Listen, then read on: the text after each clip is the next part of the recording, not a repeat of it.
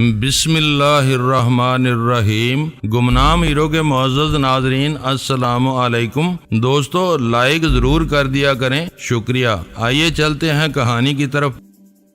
دیکھا جائے گا یار، میں نے اسے ٹالنے کے لیے کہا، مست رہو، ہمیں ذرا محتاط رہنا پڑے گا۔ میں نے جمال الدین کو ٹالنے کی کوشش کی لیکن میں اپنے آپ کو نہ ٹال سکا۔ میں سوچنے لگا کہ منصور کو کسی وقت شک ہو گیا تو میں جمال الدین کو کس طرح بچاؤں گا۔ میں جمال الدین کے ساتھ غداری کی سوچ بھی نہیں سکتا تھا۔ ابھی 3 دن ہی گزرے تھے کہ ایک روز منصور درگاہ کی طرف آتا دکھائی دیا۔ میں اتفاق سے باہر کھڑا تھا، اس کے استقبال کے لیے آگے چلا گیا۔ وہ مجھے بڑے ہی اتفاق اور پیار سے ملا۔ معلوم ہوتا ہے آپ اس درگاہ کے کچھ زیادہ ہی مرید اور معتقد بن گئے ہیں۔ میں نے ہنستے ہوئے انسپیکٹر منصور سے کہا۔ ہاں محمد خان، منصور نے آہ بھر کر کہا، اس درگاہ نے میری جولی بھر دی ہے۔ مجھے امید ہے کہ اس درگاہ سے ابھی مجھے اور بہت کچھ ملے گا، لیکن محمد خان مجھے یہاں سے بہت کچھ ملنے کی امید تو ہے، لیکن تمہاری مدد کے بغیر مجھے کچھ نہیں مل سکتا۔ میں گناہگار آدمی ہوں منصور صاحب، میں نے کہا، میں تو اس درگاہ کا خادم ہوں۔ ہاں کسی کو قتل کرانا ہے یا کسی کو اغوا کرانا ہے تو مجھے بتائیں۔ اس نے مجھے بازو سے پکڑا اور دوستانہ انداز سے مجھے اپنے ساتھ ایک درخت کے نیچے لے گیا۔ بیٹھ جاؤ بھائی، منصور نے خود بیٹھ کر اور مجھے بٹھا کر کہا، اب تم کہو کہ میں نے تمہیں گرفتار نہ کرنے کا وعدہ کر کے تم پر احسان کیا ہے تو یہ صحیح نہیں ہوگا۔ میں تو تمہارا احسان مند ہوں۔ میں آج درگاہ میں عقیدت مندی سے نہیں آیا، میں تمہارے پاس آیا ہوں اور یہ امید لے کر آیا ہوں کہ تم دوستی کا حق ادا کرو گے۔ اگر میں دوستی کا حق ادا نہ کر سکا تو میں نے اس کی بات کسی حد تک سمجھتے ہوئے پوچھا، تم اگر میرے لیے کچھ بھی نہ کرو تو میں اپنے اس وعدے پر قائم رہوں گا کہ تمہیں نہ گرفتار کروں گا نہ گرفتار ہونے دوں گا۔ منصور نے کہا، میں اس وقت تمہارے پاس ایک دوست کی حیثیت سے آیا ہوں۔ منصور صاحب، میں نے کہا، معلوم ہوتا ہے آپ اپنے دل میں کوئی بہت بڑی بات یا کوئی ٹیڑھا سا مسئلہ لے کر آئے ہیں۔ اشاروں میں باتیں کرنے کی بجائے آپ سیدھی بات کریں۔ ایک بات ذہن میں رکھ لیں کہ میں ارونا کے خلاف کوئی الٹی سیدھی بات نہیں سنوں گا۔ ارونا کا غم نہ کرو محمد خان، منصور نے کہا، ارونا مجھے وہیں لے آئی ہے، یہاں سے میں نے اپنا راستہ اس سے الگ کر لیا تھا۔ سیدھی بات یہ ہے کہ تم نے مجھے یہ بتایا تھا کہ ارونا یہاں اپنا غم اور اپنی مراد لے کر آئی تھی اور تم اسے مل گئے اور اس نے اپنا دکھڑا تمہیں سنا دیا۔ تم نے مجھے بتایا تھا کہ تم اس درگاہ میں چھپے ہوئے ہو اور یہاں کے پیر صاحب اور یہاں کے مجاور تمہاری اصلیت سے واقف نہیں۔ تم نے کہا تھا کہ یہ درگاہ پہنچ والی اور کرامات والی ہے۔ کیا آپ اسے پہنچ اور کرامات والی درگاہ نہیں سمجھتے؟ میں نے پوچھا۔ سمجھتا تھا، منصور نے جواب دیا، لیکن ارونا نے مجھے شک میں ڈال دیا ہے۔ میں یہ شک رفع کرنے آیا ہوں۔ کیا کہہ دیا ہے ارونا نے؟ تم نے اسے کہا تھا کہ اس درگاہ میں کچھ بھی نہیں، سب فریب کاری ہے۔ تم نے اسے کہا تھا کہ یہاں سے چلی جاؤ، پھر کبھی ادھر نہ آنا۔ تم نے ارونا کو اس درگاہ کی اور اس درگاہ کے مجاوروں کی اصل حقیقت بتائی تھی۔ میں تمہارا احسان مند ہوں کہ تم نے میری بیوی کو فریب کاروں اور نوسر بازو سے بچا لیا تھا، لیکن تم نے مجھے نہ بتایا کہ یہ درگاہ مجرموں کا اڈا ہے۔ یہ سن کر میں چکرا گیا۔ میں ارونا کو یہ کہنا بھول گیا تھا کہ وہ کسی کو پتہ نہ چلنے دے کہ میں نے جمال الدین اور اس کے آدمیوں کو متعلق اسے کیا بتایا ہے۔ میں نے ضرورت ہی نہیں سمجھی تھی کہ ارونا کو یہ راز اپنے سینے میں چھپائے رکھنے کے لیے کہوں۔ میرے تو وہم و گمان میں بھی نہیں تھا کہ حالات اس طرح کروٹ بدلیں گے۔ کیوں محمد خان؟ منصور نے میرے کندھے پر ہاتھ رکھ کر پوچھا، تم نے مجھ سے یہ بات کیوں چھپائی؟ نہیں منصور صاحب، میں نے کہا، میں دراصل چاہتا یہ تھا کہ ارونا اندر نہ جائے۔ مجھے معلوم نہیں کہ اس درگاہ کا پیر اور یہاں کے مجاور اصل میں کیا ہیں۔ مجھے صرف یہ احساس تھا کہ ان لوگوں کا اخلاق اچھا نہیں ہوتا۔ ارونا نے مقبرے کے اندر جا کر فاتحہ پڑھ لی تھی۔ میں نہیں چاہتا تھا کہ وہ ایک انسان کے پاؤں میں جا کر بیٹھے۔ نہیں محمد خان، منصور نے کہا، میری آنکھوں میں تم اتنی آسانی سے دھول نہیں جھونک سکو گے۔ میں تمہیں پھر کہتا ہوں کہ تم نے ان لوگوں پر پردہ ڈال کر مجھے کوئی دھوکہ نہیں دیا، بلکہ تم نے ارونا کو ان لوگوں سے دور رکھا اور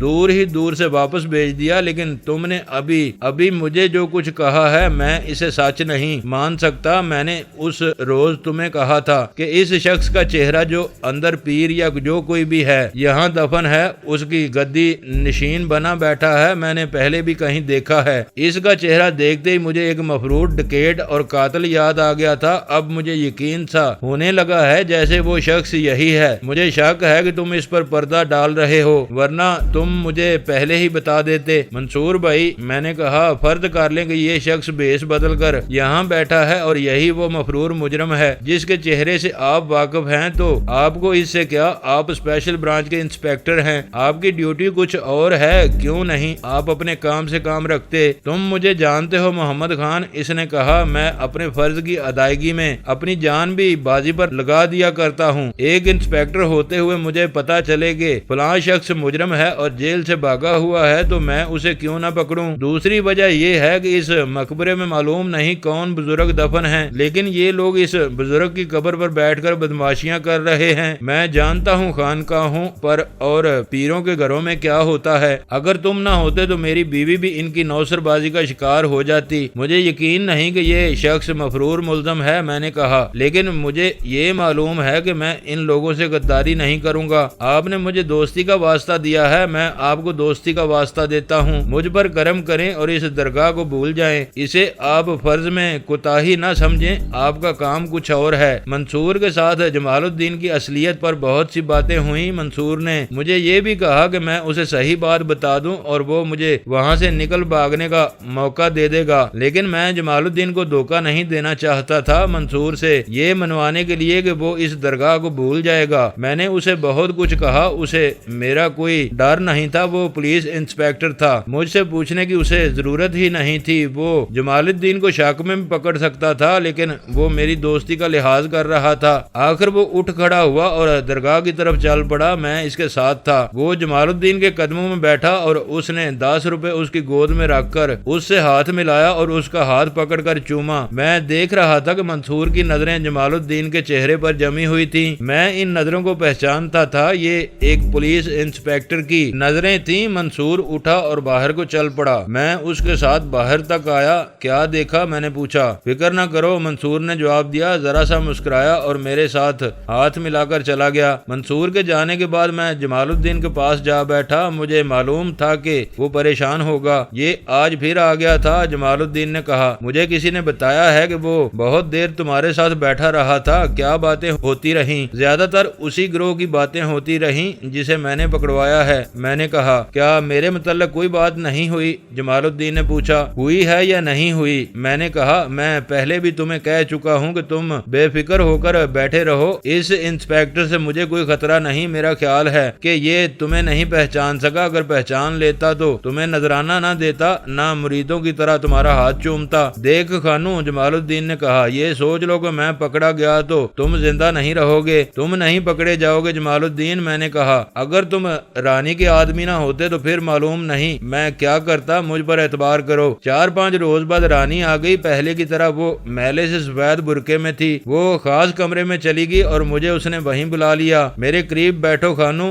رانی نے مخمور سی آواز میں کہا، تمہیں دیکھ کر مجھ پر نشہ سا طاری ہو جاتا ہے، لیکن آج جمال الدین نے ایسی بات بتائی ہے کہ نشہ اتر گیا ہے۔ یہ کہ منصور کو شک ہو گیا ہے کہ جمال الدین مفرور مجرم ہے۔ میں نے کہا، یہی کہنا چاہتی ہو نا؟ ہاں، رانی نے رانیوں کی طرح سارا ہلا کر جواب دیا، اور میں یہ بھی کہنا چاہتی ہوں کہ تم نے منصور کے ہاتھ میں کھیلنے کی کوشش کی تو تمہارا انجام بہت برا ہوگا۔ میں تمہیں ایک بات یاد دلانا چاہتا ہوں رانی، میں نے کہا، میں نے پہلے بھی تمہیں کہا تھا کہ مجھے کبھی دھمکی نہ دینا۔ تم اگر چاہتی ہو کہ میں غلاموں کی طرح یہ کہوں کہ میں تمہارا حکم مانوں گا اور زبان بند رکھوں گا تو یہ دل سے اتار دو، میں دھوکہ نہیں دیا کرتا۔ منصور کو صرف شک ہوا ہے اور میں نے اس کا شک رفع کر دیا ہے۔ اگر کبھی چھاپا پڑ بھی گیا تو میں جمال الدین کو بچا لوں گا۔ اگر چھاپا منصور نے مارا یا اس کی نشاندہی پر اس علاقے کی پولیس نے چھاپا مارا تو ارونا بیوہ ہو جائے گی۔ رانی نے کہا، تم یہی کوشش کرو کہ منصور کے ذہن سے جمال الدین کے متعلق جو شک ہے وہ صاف ہو جائے۔ ارونا کو اغوا کرانا میرے لیے کوئی مشکل نہیں۔ یہ بھی ذہن میں رکھو کہ منصور کے ساتھ اتنی گہری دوستی نہ رکھو، وہ انگریزوں کو خوش کرنے والا آدمی ہے، اسے ضرورت پڑی تو تمہیں پھانسی کے تختے پر کھڑا کر دے گا۔ پھر ہم ادھر ادھر کی باتیں کرتے رہے اور میں نے رانی سے पूछा कि चोरी छुपे का ये सिलसिला कब तक चलता रहेगा और वो इस ग्रोह से क्या काम ले रही है? काम का वक्त आ रहा है, रानी ने कहा। यहाँ से 25-30 मील दूर देहाती इलाके में एक ठाकुर रहता है। मालूम हुआ है कि उसने अपनी हवेली में दौलत के ढेर लगा रखे हैं, लेकिन ये पता नहीं चल रहा कि उसने ये खजाना कहाँ छुपा कर रखा हुआ है। मैं किसी को वहाँ घर बेदी बनाकर भेज रही हूँ, तुम तैयार रहना, इस वारदात में तुम भी शामिल होगे। मैं तो हर वक्त तैयार रहता हूँ, मैंने कहा। वो थोड़ी देर और रुकी और चली गई। 7-8 रोज बाद रानी फिर आ गई। हस्बे मामूल उसने मुझे कमरे में बुला लिया। तुम्हारे यहाँ बार बार आना ठीक नहीं लगता, मैंने रानी से कहा। आज कौन सी खास बात है, तुम फिर आ गई हो? जुर्म से मुझे इतना प्यार है कि मैं जुर्म करने वालों के करीब रहना चाहती हूँ, रानी ने कहा। अंग्रेजों ने मुझे जो ड्यूटी और जो हैसियत दे रखी है, इससे मैं सिर्फ ये फायदा उठाती हूँ कि अपने ऊपर पर्दा डाला हुआ है, वरना मुझे इस ड्यूटी के साथ जरा सी भी दिलचस्पी नहीं। तुम यहाँ नहीं थे तो मैं इधर इतना ज्यादा नहीं आती थी, अब ऐसे लगता है जैसे खिंची हुई आ जाती हूँ। बातें करते करते वो जज्बाती हो गई। उसने यूं मेरा बाजू पकड़कर और मुझे घसीट कर अपनी गोद में डाल लिया जैसे माँ को गुमशुदा बच्चा मिल गया हो। वो मेरे ऊपर झुक गई। मैंने उसकी आंखों में देखा। उसकी आंखों में वही दिलकशी थी जो कभी हुआ करती थी। खुमार भी वही था, लेकिन उन आंखों में वो रमक बुझी बुझी सी लगती थी जो कभी मुझे हिप्नोटाइज कर लिया करती थी। उसकी आंखें मेरी आंखों के करीब आती चली जा रही थी। फिर मेरी आंखों के आगे धुंध सी छा गई। मैं रानी के तिलिस्म में गिरफ्तार हो चुका था। खानू, उसने थकी थकी सी आवाज में पूछा, क्या तुमने महसूस किया कि मेरे जिस्म में वो पहली सी जान नहीं रही? तुम मेरे एहसास पर और मेरे जज्बात पर इस तरह छा जाती हो कि मैं ये भी महसूस नहीं कर सकता कि मेरा जिस्म कौन सा है और तुम्हारा कौन सा। मैंने कहा, मैंने सुना है कि जो ताकत तुमने कहीं से हासिल की है वो जिंदगी के किसी हिस्से में जाकर उलट पड़ जाती है और इस ताकत पर नाज करने वाला इसी ताकत का शिकार होने लगता है। मालूम होता है तुम्हारी जात में ये अमल शुरू हो चुका है। महसूस तो मैं भी यही कर रही हूँ, रानी ने कहा, लेकिन वजह मालूम नहीं हो रही कि ऐसा क्यों हो रहा है। सिर्फ इसलिए कि तुमने अपनी जात में शैतानी कुव्वतों को उबारा है। मैंने कहा, जैसा कि तुम खुद कहा है कि तुम जुर्म करने वालों के करीब रहना चाहती हो, ये मत भूलो कि हमेशा जिंदा रहने वाली कुव्वत खुदा की है। मालूम होता है तुमने अपना दिमाग बहुत ज्यादा बिगाड़ लिया है, रानी ने कहा। तुम मंसूर और अरुणा का असर जल्दी कबूल कर लेते हो। एक बात मत भूलो खानू, तुम मेरी मलकियत हो। देखो रानी, मैंने कहा, मैंने शायद पहले भी तुम्हें कभी कहा था कि मुझे अपनी मलकियत न समझो। तुम मुझसे भाग कर देख लो। ये कहकर रानी इस तरह हंसने लगी जैसे किसी ने जलतरंग को छेड़ दिया हो। मैं इस हकीकत से इनकार नहीं कर सकता रानी के मुझे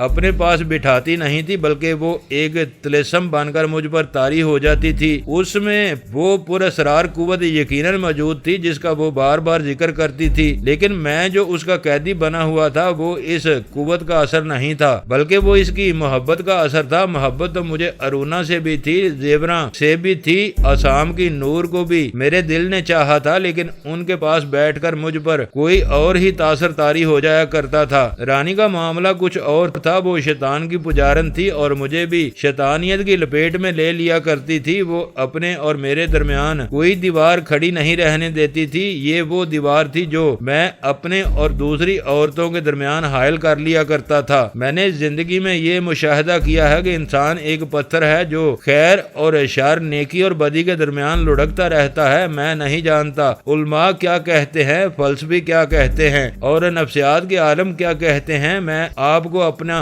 तजर्बा सुना रहा हूँ। मैं अपने आप को मजलूम और बेगुनाह साबित नहीं कर रहा। मेरे मतलब अच्छी या बुरी राय आप खुद कायम करें और मुझे भी बताएं कि मैं क्या था, क्या बन गया और अब क्या हूँ। मैं पत्थर हूँ, लुढ़कता रहा हूँ और ना जाने कब लुढ़कता हुआ कब्र में जा पड़ूंगा और किसी को ख्याल आ जाएगा तो इस कब्र को मिट्टी से भर देगा। रानी मेरे साथ कुछ जज्बाती बातें करके कुछ हंस खेल कर उठी और उसने वो मैला सा सफेद बुर्का अपने ऊपर डाल लिया जो उसकी असलियत को छुपा लिया करता था। उस वारदात का क्या बना, मैंने पूछा। घर बेदी की इतला का इंतजार है, उसने कहा। तुम लोग यहाँ जरा चुकने रहना, रात को एक आदमी जागता रहा करे। मंसूर कभी मिले तो इस पर एतबार न करना। रानी बातें करते करते बाहर निकल गई और दरगाह के वसी सहन में चली गई। मैंने देखा उसने बुरके का नकाब अभी नीचे नहीं गिराया था। सहन में 3-4 आदमी खड़े थे जो पीर साहब के सलाम के लिए आए थे। उनकी नजर नजरें रानी के चेहरे पर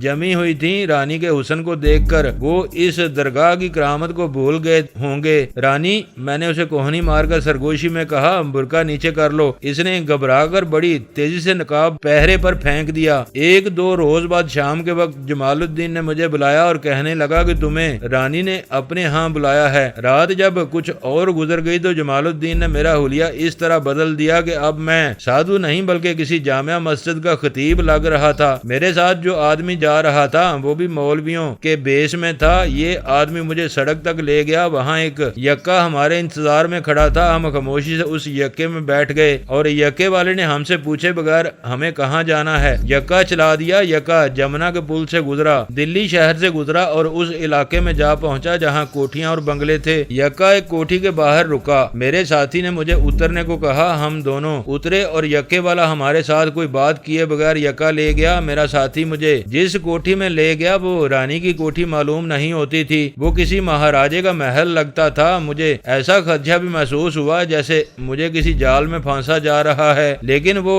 कोठी रानी की ही थी। वो वहाँ अकेली रहती थी। वो एक शहाना कमरे में बैठी थी। मुझे देखकर उसके होंठों पर मुस्कुराहट न आई। उसने मुझे बैठने का और मेरे साथी को बाहर चले जाने का इशारा किया। मैं उसके करीब सोफे पर बैठ गया और वो आदमी जो मेरे साथ आया था वो बाहर निकल गया। कानू, रानी ने बड़ी संजीदगी में कहा, मैं देख रही थी कि तुम भटकते जा रहे थे। आखिर तुमने एक ऐसी हरकत कर डाली है जो सिर्फ तुम्हें ही नहीं मुझे भी ले डूबेगी। क्या हुआ रानी? मैंने हैरान सा होकर पूछा। तुमने मंसूर को यह भी बता दिया है कि मैं भी दरगाह में जाती हूँ? रानी ने कहा। नहीं रानी, मैंने कहा अगर तुम मेरा इम्तिहान लेना चाहती हो तो यूं झूठ बोलकर इम्तिहान ना लो। मेरे और मंसूर के दरमियान तुम्हारा जिक्र अगर कभी आया भी है तो मैं इसे यूं टाल गया जैसे मैंने तुम्हें कभी देखा ही नहीं। फिर उसे किसने बताया है? रानी ने पूछा। मुझे ये बताओ रानी, मैंने पूछा। हुआ क्या है? मैंने तुम्हें 100 बार कहा है कि मेरे साथ सीधी बात किया करो। हुआ ये है कि गुज़श्ता रात मंसूर यहाँ आया था। रानी ने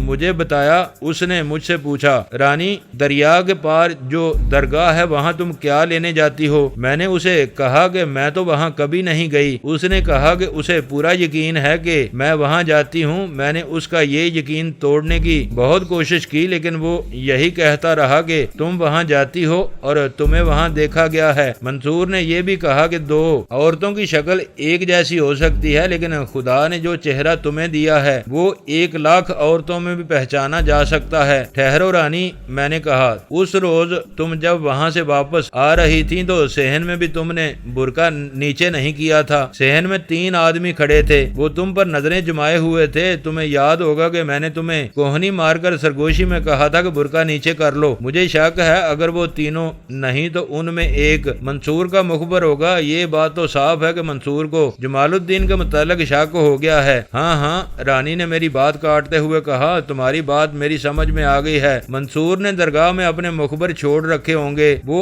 असल शैतान है। वो अपनी जान का खतरा मोल लेकर बन मंदिर में दाखिल हो गया था। ये तो एक दरगाह है जिसमें हर कोई आ जा सकता है। मुझ पर इतना घटिया शक न करो रानी। मैंने कहा, अब बताओ मंसूर तुम्हें क्या कह गया है? मेरी उसके साथ अच्छी खासी तू मैं हो गई है। रानी ने कहा, मैंने उसे कहा था कि तुम्हारी ड्यूटी कुछ और है लेकिन तुम महज तरक्की की खातिर और अपने अफसरों को खुश करने के लिए हर तरफ हाथ पांव मार रहे हो। उसने कहा, रानी कुछ समझने की कोशिश करो। मैंने उस हिंदू लड़की को जिसके जरिए मैंने पूरा ग्रोह पकड़ा था इसी इलाके से गिरफ्तार किया था। मुझे ये सारा इलाका मशकूक नजर आता है। तुम्हारा वहाँ जाना काबिल एतराज नहीं लेकिन मैले कुचैले से सफेद बुरके में तुम्हारा जाना कुछ शक पैदा करता है। तुम्हारे खिलाफ शक इसलिए भी पैदा होता है कि तुम्हारे माजी कुछ इसी किस्म का है। मुझे गुस्सा तो बहुत आया लेकिन मैंने अपने आप को काबू में रखा। वो मेरे सर चढ़ता जा रहा था। मुझे आखिर कहना पड़ा, मंसूर अपने आप में रहो। अगर तुम मेरे माजी से अच्छी तरह वाकिफ हो तो मेरे साथ टक्कर लेने की कोशिश न करो। डीएसपी बनते तुम्हें कहीं सर्विस से ही हाथ न धोने पड़े। उसने कहा, मैं ये तवक्को लेकर आया था कि तुम मेरी कुछ मदद करोगी लेकिन तुम टक्कर लेने की बातें कर रही हो। मैं हैरान हूँ तुम इस बात पर क्यों पर्दा डाल रही हो कि गुज़श्ता चंद दिनों में तुम 2 मरतबा वहाँ गई हो। तुम्हारा सफेद बुर्का दरगाह के मुजावरों को धोखा दे सकता है, मुझे नहीं। मेरे जहन में बड़ा ही अच्छा और पुर असर झूठ आ गया। मैं उठी और विस्की की एक बोतल और एक गिलास लाकर मंसूर के सामने रख दिए। میں نے ہلکی سی ہنسی کے ساتھ کہا کہ 2 گھونٹ پیو پھر میں تمہیں بتاتی ہوں کہ میں وہاں کیا کرنے گئی تھی۔ منصور نے بوتل میری طرف سرکار کر کہا، نہیں رانی، میں اب اپنے اسی راستے پر آ گیا ہوں جہاں سے میں بھٹک گیا تھا۔ اب تو مجھے شراب کی بو سے بھی متلی ہونے لگتی ہے۔ میں نے کہا، کچھ ایسی ہی کیفیت مجھ پر بھی طاری ہو رہی ہے۔ دیکھو منصور، مجھے بھی اب شراب اور شیطانیت سے نفرت سی ہونے لگی ہے۔ مجھے راہ دکھانے والا کوئی نہیں۔ کسی سے سنا تھا کہ جمنا کے پار ایک درگاہ ہے، وہاں کوئی بزرگ دفن ہے، وہاں جا کر فاتحہ پڑھو تو روح کو چین سا آ جاتا ہے۔ میں آج پہلی بار اپنے متعلق یہ انکشاف کر رہی ہوں کہ میں ایک مسلمان گھرانے میں پیدا ہوئی تھی۔ معلوم نہیں کیوں میں نے محسوس کیا کہ مجھے اپنے اصل روپ میں وہاں نہیں جانا چاہیے۔ میں نے اپنے نوکر سے کہا کہ مجھے میلا کچیلا سب پرانی طرز کا سفید برقع لا دے۔ وہ اپنی بیوی کا برقع لے آیا۔ تم کہتے ہو کہ میں 2 دفعہ وہاں گئی ہوں۔ نہیں منصور، میں وہاں 5 مرتبہ جا چکی ہوں۔ مجھے وہاں سے کچھ سکون ملا ہے، اس کے سوا وہاں جانے کا میرا اور مقصد ہو ہی کیا سکتا ہے۔ منصور، میرا خیال ہے کہ میں بوڑھی ہو رہی ہوں اور میرے گناہ میرا منہ چڑھا رہے ہیں۔ میں اب بھٹکتی پھر رہی ہوں، مجھ پر کوئی شک نہ کرو منصور۔ منصور نے کچھ بھی نہ کہا۔ اس سے مجھے شک ہوا کہ میری بات نے اس پر شاید اثر نہیں کیا۔ میں نے کچھ اور باتیں کی، اسے یہ بھی کہا کہ تم مجھے راہ دکھاؤ۔ وہ یک لخت اٹھ کھڑا ہوا اور ہونٹوں پر کچھ اور ہی قسم کی مسکراہٹ لا کر بولا، میں تمہیں صحیح راستہ دکھاؤں گا۔ اتنا ہی کہہ کر وہ چلا گیا۔ دیکھو خانو، مجھے شک ہے کہ منصور کا شک رفع نہیں ہوا۔ وہ شک رفع کرنے کے لیے جاسوسی کرے گا۔ میں نے تمہیں اس لیے بلایا تھا کہ تم سے پوچھوں کہ میرے وہاں جانے کی خبر تم نے تو اسے نہیں دی۔ یہ بات صاف ہو گئی ہے۔ اگلی بات یہ ہے کہ منصور کے مخبر وہاں موجود ہیں۔ مجھے اپنا اتنا فکر نہیں جتنا تمہارا ہے۔ تمہاری میرٹھ کی واردات ابھی تازہ ہے۔ جس روز تم پہچانے گئے، سمجھو کہ تمہیں موت نے پہچان لیا۔ درگاہ میں جتنے لوگ آتے ہیں سب کو غور سے دیکھو۔ جس کسی پر شک ہو اسے مجاوروں کی طرح باتیں کرتے ہوئے اپنے پاس بٹھا لو، اس سے نظر نیاز مانگو، اس سے اس کی مرادیں پوچھو اور غور سے دیکھو کہ وہ آدمی کیا ہے۔ پھر اس آدمی کو اڑا دینے کی ترکیب کرو۔ ذرا سی گڑبڑ دیکھو تو فوراً اس آدمی کو جو تمہارے ساتھ ہے میرے پاس بھیج دو۔ تم اب چلے جاؤ۔ رانی نے تالی بجائی تو وہ آدمی جو میرے ساتھ آیا تھا کمرے میں آ گیا۔ رانی نے شہزادیوں کی طرح سر کا اشارہ کیا کہ جاؤ۔ ہم دونوں باہر نکلے تو معلوم نہیں کہاں سے یکا آیا اور ہمارے پاس آ کر رک گیا۔ ہم دونوں اس میں بیٹھ گئے۔ منصور کے مخبر اتنے کچے نہیں تھے کہ انہیں پکڑنا تو درکنار ہم انہیں پہچان بھی سکتے۔ مجھے محسوس ہو رہا تھا جیسے کوئی انہونی ہونے والی ہے۔ درگاہ کی فضا میں کھچاؤ سا تھا۔ درگاہ کے مجاور اب ہنستے تھے تو صاف پتہ چلتا تھا کہ یہ زبردستی کی ہنسی ہے۔ میں جس رات رانی کے ہاں گیا اس سے اگلی صبح جمال الدین نے مجھے کہا کہ معلوم ہوتا ہے ہمیں یہاں سے نکلنا پڑے گا۔ ہاں جمال بھائی، میں نے کہا، رانی کب تک ہم پر پردہ ڈالے رکھے گی؟ مجھے ڈر ہے کہ وہ خود ہی نہ پکڑی جائے۔ دوستو ویڈیو کو لائک ضرور کر دیا کریں۔ ISI پاک آرمی زندہ باد، پاکستان پائندہ باد۔ معزز ناظرین، اپنا خیال رکھیے گا اور اپنے اس چینل کا بھی شکریہ۔